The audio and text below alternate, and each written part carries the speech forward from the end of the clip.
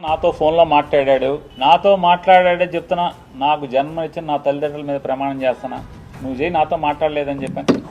మీ అమ్మా నాన్న మీద మాటకి చెప్తారు కదా. ఎన్టీ రామారావు గారు, బసవతారకం గారు ఎంత క్యారెక్టర్ ఉన్నోళ్ళు, ఎంత సంస్కారవంతంగా బతికారాళ్ళు. వాళ్ళ కడుపును పుట్టి ఈ రకమైనటువంటి నీచపు మాటలు అసెంబ్లీలో. బాలకృష్ణ నన్ను అడిగా ఫోన్ చేసి జగన్మోహన్ రెడ్డి గారితో అపాయింట్మెంట్ ఇచ్చి నేను వచ్చి కలుస్తానని చెప్పాను. అఖండ సినిమా కోసం మిరియాల రవీందర్ రెడ్డి ఆయన ఎవరో ఉన్నాడు, నా దగ్గరికి వచ్చాడు. నన్ను అడిగి 10 మందితో మాట్లాడించి అపాయింట్మెంట్ తీసుకుని నా దగ్గరికి వచ్చాడు. సార్ మా హీరో గారు మాట్లాడుతా అంటున్నారు, కొద్దిగా మాట్లాడండి సార్ అన్నాడు. నీకు అభ్యంతరం అన్న. నాకే అభ్యంతరం లేదు, మాట్లాడండి. నేను మంత్రిని, మాట్లాడాలి, బాధ్యత. మాట్లాడించండి. మాట్లాడావు. జగన్మోహన్ రెడ్డి గారు ఎట్లా ప్రవర్తించాడు నేను వెళ్ళి అడిగితే, సార్ బాలకృష్ణ ఫోన్ చేశాడు సార్, వస్తాడంటే మిమ్మల్ని కలుస్తా అంటే కొద్దిగా అపాయింట్మెంట్ ఇవ్వండి అని అడిగాను. చంద్రబాబు నాయుడు బామ్మర్ది. అవునండి, ఆయన బామ్మర్ది. మన దగ్గరికి ఎందుకు, ఏం పని ఏంటి అంటాను. అఖండ సినిమాకి లీనియంట్ గా ఉండాలంట.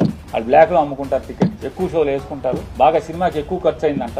మామూలుగా బడ్జెట్ 45 కోట్లు ఎంతో అనుకుంటే ఆ డైరెక్టర్ వల్ల అంటే ఎక్కువగా అమ్మారని చెప్పని రేట్లు ఎక్కువగా అమ్మారంట. ఎక్కువగా అమ్మటం వల్ల దాన్ని 70 కోట్లకి తీశారంట. కాబట్టి అమ్మపోతే సినిమా బాగా తీసాం, బాగా వచ్చింది, మంచి సినిమా తీశాను కాబట్టి చూసుకోండి పొమ్మని అడుగుతున్నాడు. సరే ఏదో మాట్లాడేది, వాళ్ళకి సాయం కావాలంటే చేసి పెట్టని చెప్పి అంత హుందాగా ప్రవర్తించినటువంటి జగన్మోహన్ రెడ్డి గారి గురించి మాట్లాడే భాష